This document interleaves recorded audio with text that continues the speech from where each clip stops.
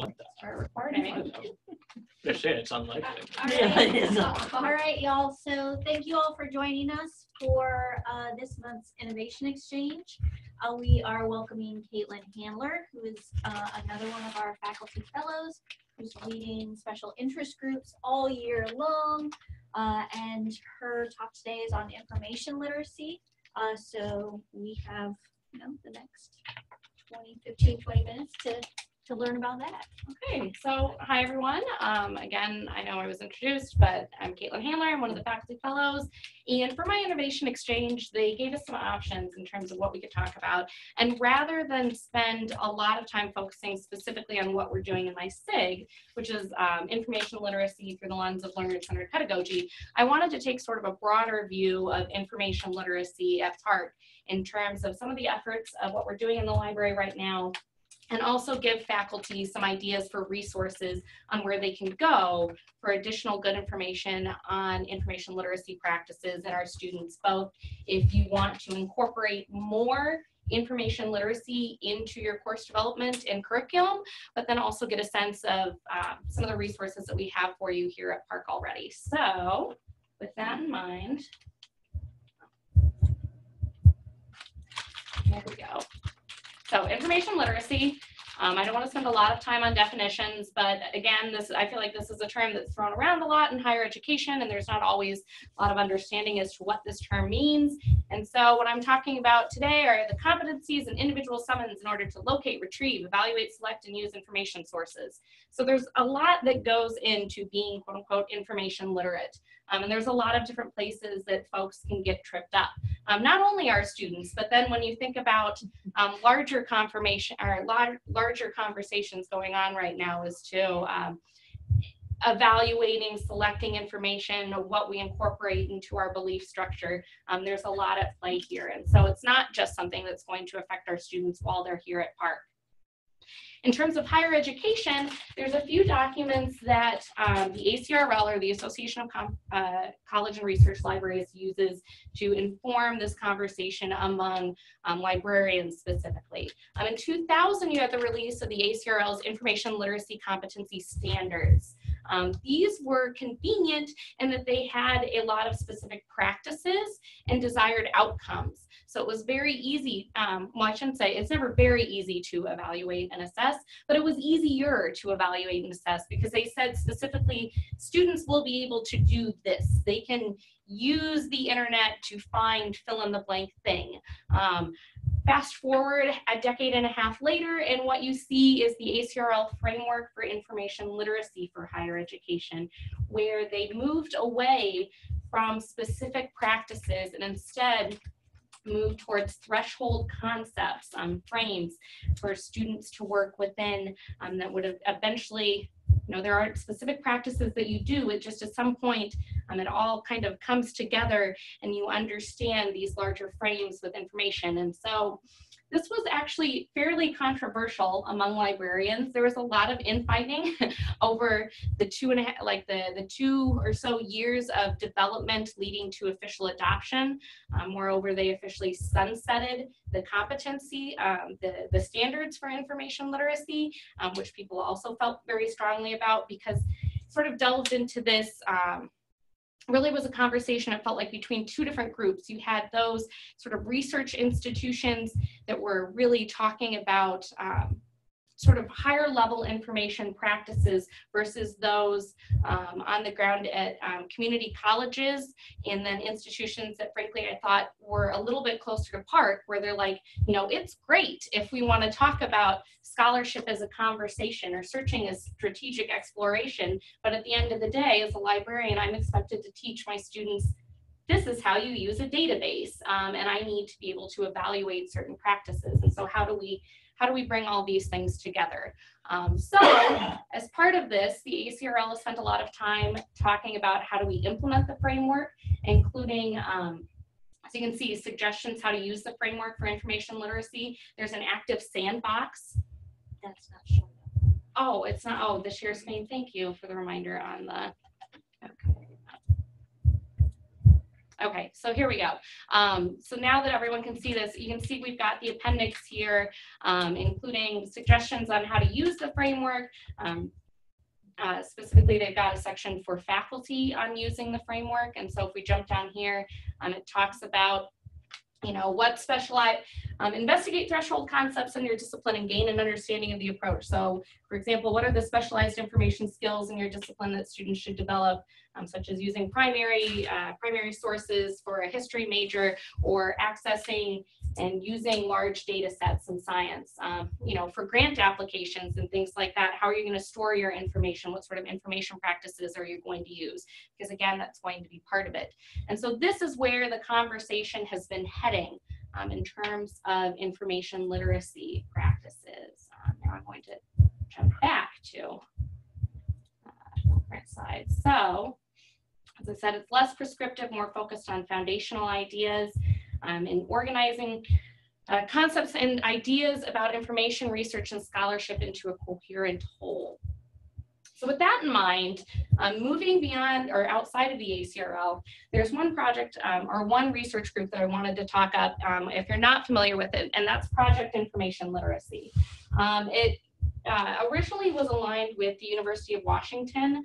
It's headed up by, like if I was going to pick like who I wanted to be when I grew up, it's one named Allison Head, who was recently named as a visiting lecturer. I want to get her position right, and I'm not going to get it. She's a visiting scholar at Harvard talking about information practices there and information literacy. And she heads Project Information Literacy. And so essentially what Project Information Literacy does is every year they do a large scale study, multiple institutions, thousands of participants, looking at how college students use information. And they have a different focus every year. And so if I was going to recommend any one or two of their studies, if you really wanted to get a sense of the type of work that they're doing, I think that would be most useful to faculty in a wide range of disciplines. It's going to be their studies from 2012 and 2013. 2013 was learning the ropes, how freshmen conduct course research once they enter college. So it looks specifically at practices with first-year students. They use the word freshman, but it's really just this sort of larger picture on first-year students. And it looked at both information competencies, so specific skills that students have, but then also the strategies. So then taking those skills and other practices that they use to actually get their assignments done. So, how do they approach research within certain time parameters and things like that, getting papers actually done? What skills do they use as crutches or specific information resources do they lean on in order to get things done and turned into their faculty? The study from the year preceding that was Learning Curve, and that was a really interesting study in that it was multifaceted, and they talked not only to students once they graduated and asked them how did they look at information when they were out in the workplace, but they talked to employers as well and got a sense of what do employers actually expect from graduates once they're in the workplace. And so one of the quotes that I pulled from that study that,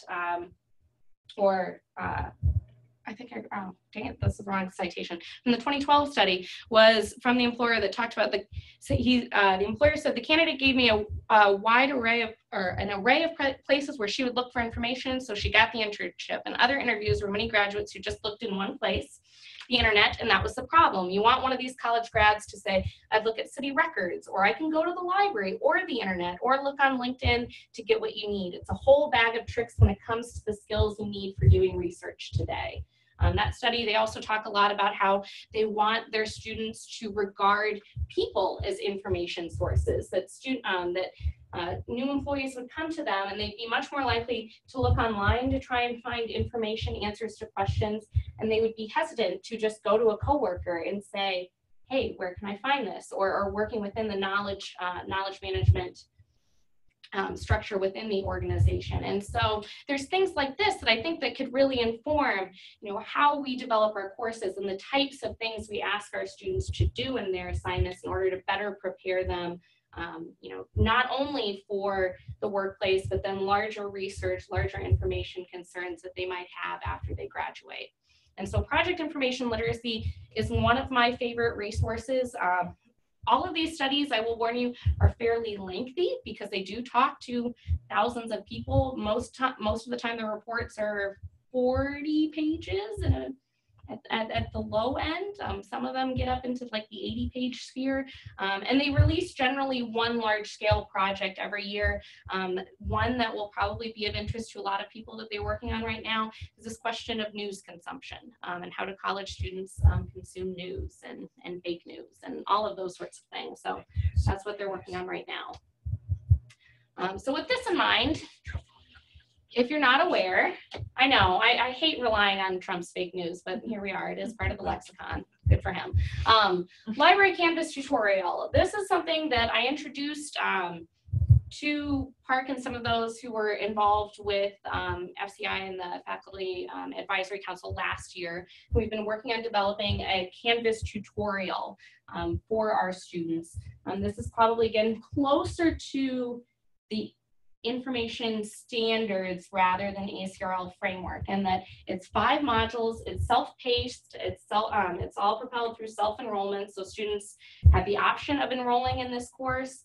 Thus far, we've had 50 enrollees, just mostly because we've been operating in pilot mode, promoting this specifically with our English 106 instructors, both here and at a distance. So I went and talked to Glenn Lester, and we sent out a mass email to all of the English 106 instructors saying, hey, this exists. If you want to encourage your students to enroll, do so. I can let you know when they've completed the modules. We've also made the quizzes that are associated with each of the modules available on the Canvas Commons. So if you wanted to just drop that quiz into one of your own courses, you could say, hey, go out and do this module, and then you'd have the quiz within your course as well. And so you can incorporate it that way and ask them to do specific modules.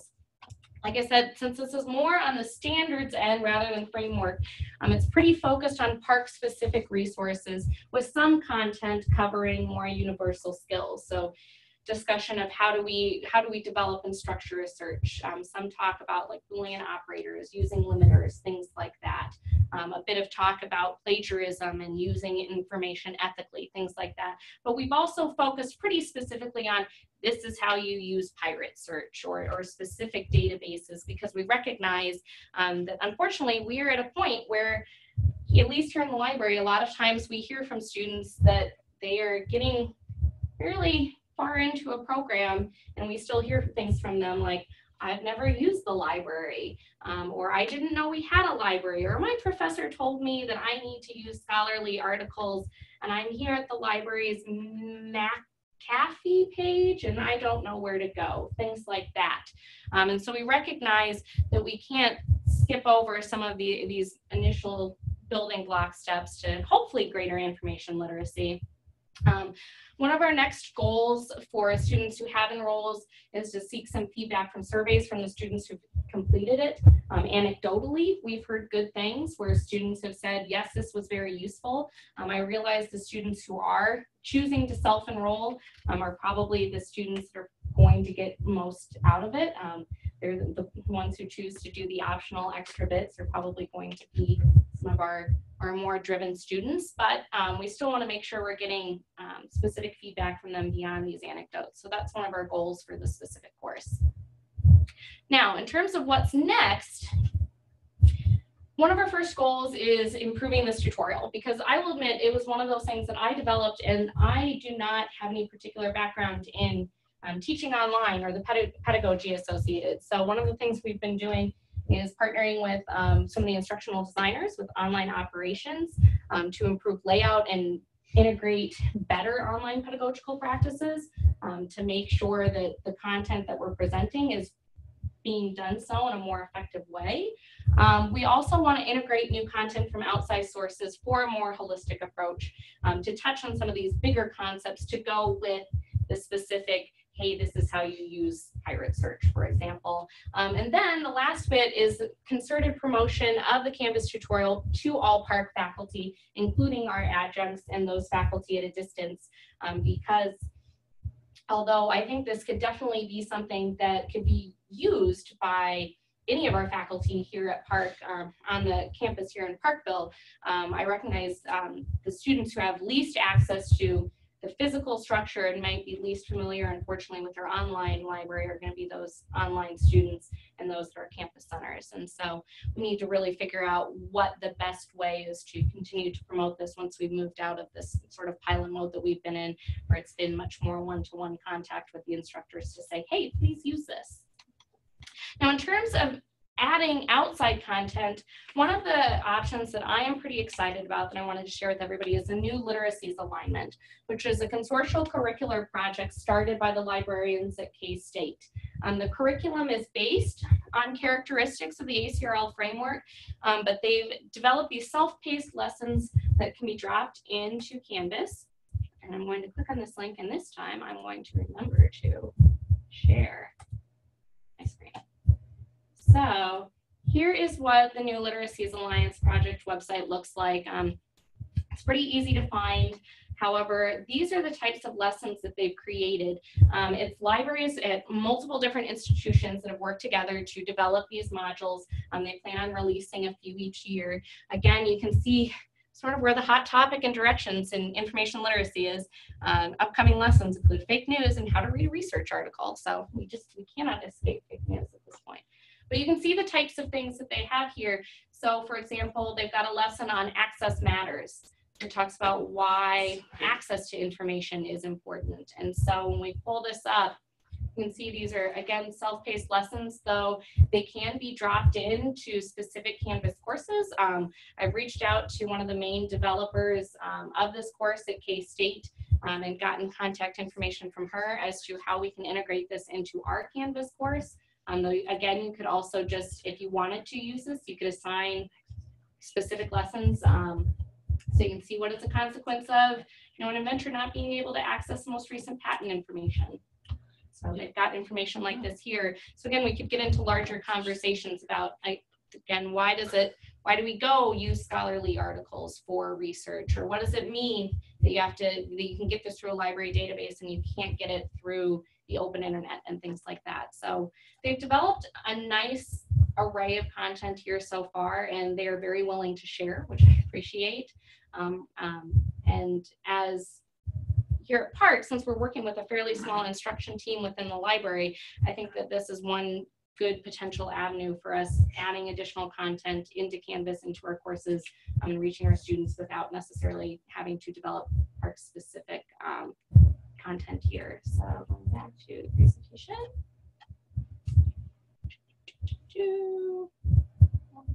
My mouse gone. Is there a chat down there? So the first one said, this is really cool. And then there was a question. It says, can you open up the EBP? Oh, the evidence-based practice one? Yes. Yes, if I can find my mouse again.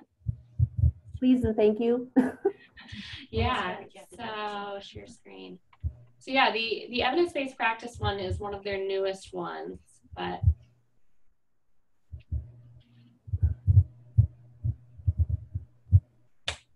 and so you can see all of these are fairly short. You can see there's only 8 different slides here, but there are options that you can drop this in. You can see how students score. I will admit, I don't know how all of this works quite yet, but the librarian who developed this at K-State has been a wonderful resource to share. She sent me a lot of explanation, and she's more than willing to talk about it with whomever. So this is something that if any faculty are interested in this specifically, either adding this into their Canvas course, or if we were developing like a separate module for Canvas from the library in conjunction with the department, I think we could do this. So Good for early 100.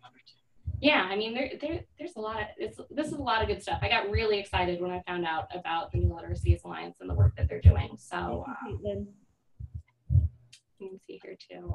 The other one that I wanted to share, and this one, I'm gonna click away here from New Literacies Alliance, is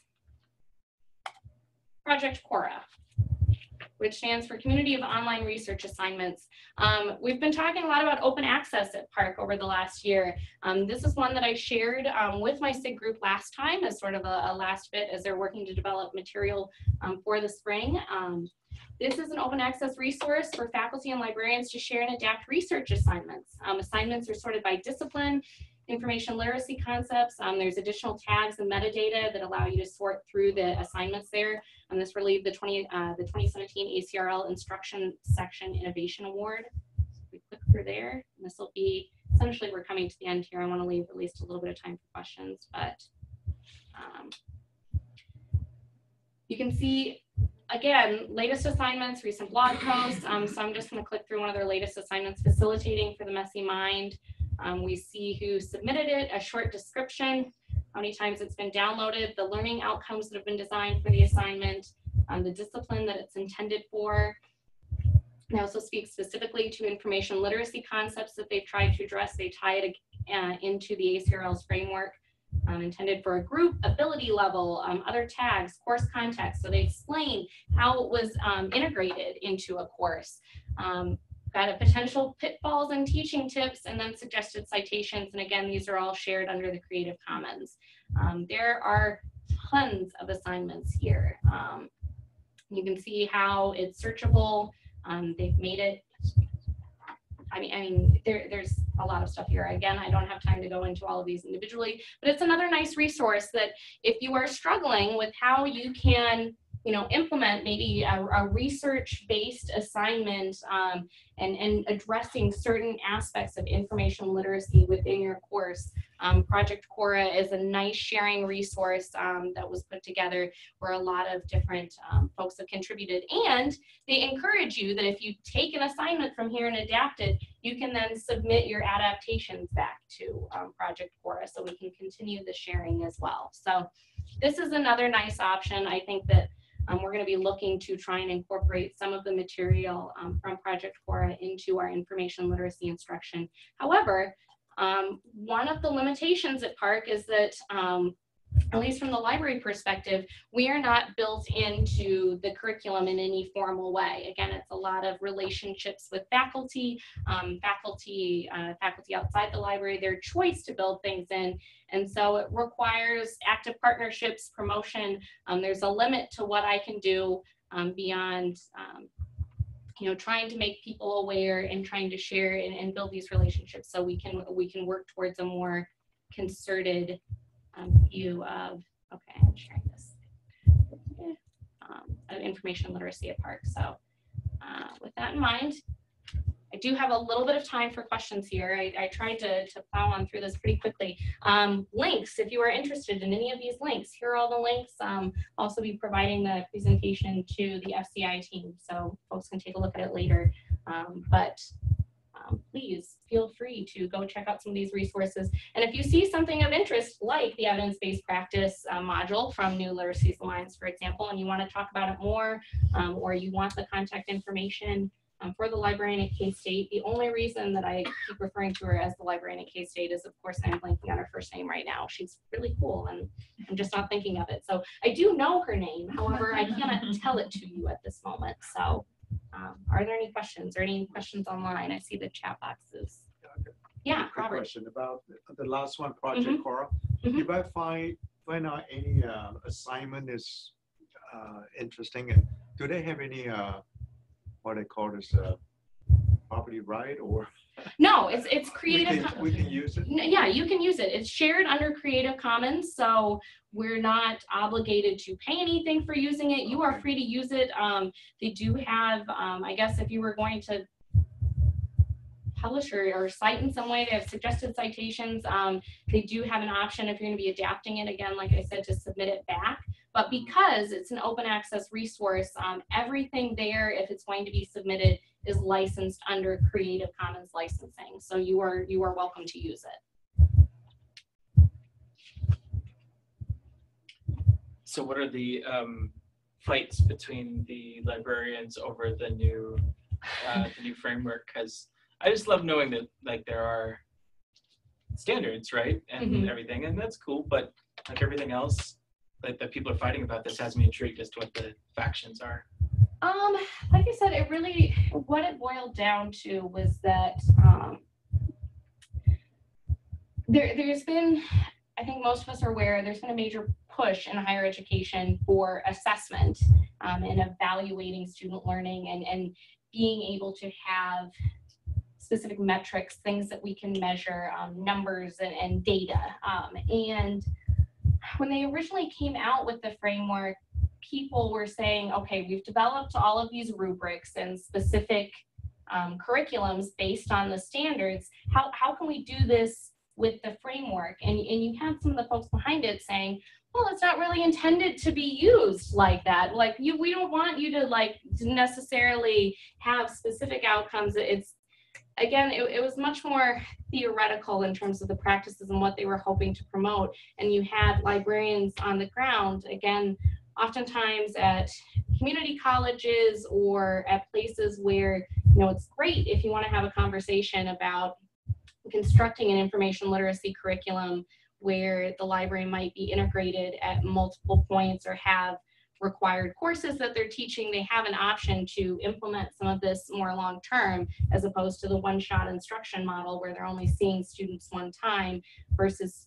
institutions I felt like were maybe a little closer to where we're at, where, again, a lot of times I'm dealing with students who will tell me, I've never used the library, I've never used a database, specific practices where it is all great if we want to talk about, inquiry as a strategic exploration, but translating that sometimes into specific practices for students and then figuring out how to measure it, it became very heated, and people got very upset when the ACRL chose to officially sunset the information standards, saying essentially that they were no longer in force or supported by the ACRL because so many libraries had developed assessment and curriculum plans based on them, because it used to say a lot to say, hey, we've got these official documents from not a governing body, but a major body within librarianship. And for them to say, oh, we're not using these anymore,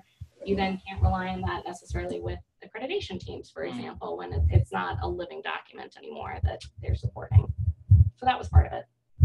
There's a lot more. There are lots of angry emails and things like that. I was wondering, if there were any philosophical things. Oh, there's a lot of philosophical stuff. It went over, seriously, a year and a half, 2 years from when they started this process to when it was sunsetted. And even now there's ongoing conversations as to the framework and what it means for teaching in libraries and information literacy. Yes? I don't know if this is part of belongs here or not. What about the content of the library itself? What kind of journals it has and stuff like that. Is that part of the consideration here or not? I think it certainly can be. I mean, we've over the last few years, the library and how it's approached. I think what you're asking is more like the collection development side. So how do we decide what material we hold? It gets sticky, and this is again where we rely on a lot of conversations with faculty members. John just sent out that survey a few weeks ago asking about the type of material that we needed, because I think there is a recognition that as Park continues to add programs, we haven't necessarily added the resources that go along with it to support these programs. If we were looking at, what ideally our faculty and students would have.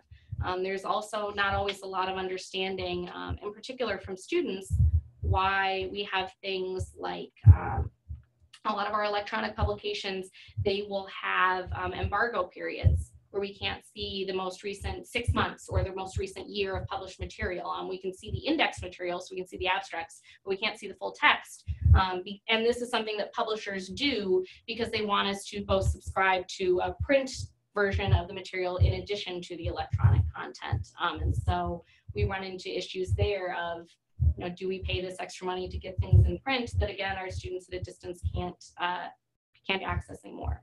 A lot of people also don't know the library doesn't have a book budget anymore. We don't have a line to buy books. So when we buy books, but this is we don't have a book line anymore. We buy books based on endowed funds and donations, and so again, when it comes to adding material, there's a lot of questions. There's also talk about streaming video content. Our library doesn't have a lot right now. And there's a lot of stuff that's out there that, again, since we teach so much online, you would think that we would want to invest in streaming content, video content that instructors could use. But again, and this is part of it, because when it comes to the information skills that we want our students to have, part of it is having the importance of access to information. And yeah, there's a lot that we don't have access to right now, so we have to figure out what's important and how do we get it. This also gets into things like not everyone is familiar with, there's a student, I want to say she's from Kazakhstan, who started a large repository called Sci-Hub. Has anybody here heard of Sci-Hub? Mm-hmm. I'm seeing a few people sort of nodding. I'll be frank, you can get almost any scholarly paper you want from Sci-Hub. Literally anything. If you have the DOI, you can get any paper that you want and you can get it for free. It's hosted outside of the United States. It's been shut down multiple times, and the young woman who's in charge of it, Katelyn, just moves it to another host country. She's being sued by Elsevier for several million, tens of millions of dollars. I think there's like a $40 million lawsuit, but she's like, not coming back to the US, guys. I'm hanging out here in Kazakhstan or wherever she is right now. And she believes that, for example, researchers in with less developed academic support structures should have access to the same information that researchers, for example, at Harvard have, that they should not be bound by what their institution can afford to pay because the structure is aligned against them, and she thinks all information should be out there. And there's a lot of people agree with her because she doesn't necessarily have straight up access to all of these databases. A lot of these papers are being contributed by the authors, people that have access to these databases. But yeah, I mean, then again, we get to larger information practice questions of, you know, what does this mean for us? What does this mean for the library? And things like interlibrary loan, things like that. So there's a lot of great questions. Yes? So Sci-Hub has it, but it's not ethical to use it. That would be the argument that some would make. Again, there's been a lot of conversation about the ethics of Sci-Hub as well, particularly when you have, you know, the current scholastic publishing structure of, you know, researchers, people at academic institutions have to submit to journals in order to gain tenure, but they sign away the rights to their own work. Sometimes that work, yeah, after they ask you to pay for it. Yep, ask you to pay for subscription. Sometimes that work was originally funded by a government grant, so you have taxpayer-funded research that gets published in private journals. Some of which now don't even print a physical copy anymore, so they're just paying for computer storage space and formatting. The reviewers of this material usually are serving for free as well, again, for academic credentials. So there's a lot of questions as to the ethics of, you know, scholarly information as well, these articles, but yeah, I don't know. I could talk about this all day. I know we've gone over at this point, but yeah, and I don't want to cut off conversation, but we want to be respectful of everyone's time. I'm sure that if you still have questions or comments, I'll talk about this anytime. I'd love to talk about this. And yeah, if you see anything particularly at New Literacies Alliance, for example, if you go and look at it later, you see specific modules that you're like, yes, we need this in the Canvas tutorial, or yes, I want to drop this into my online course shelf or something else. Let me know, and this is something that I think we can work on doing, because I want to extend the reach and have better information practices for all of our students. So thank you for listening and participating today, everybody. Thank you. Thanks, Katelyn. Okay. I might need your help on this then. Okay. Quick question. So Yeah. the information you don't have. Sorry for my outburst.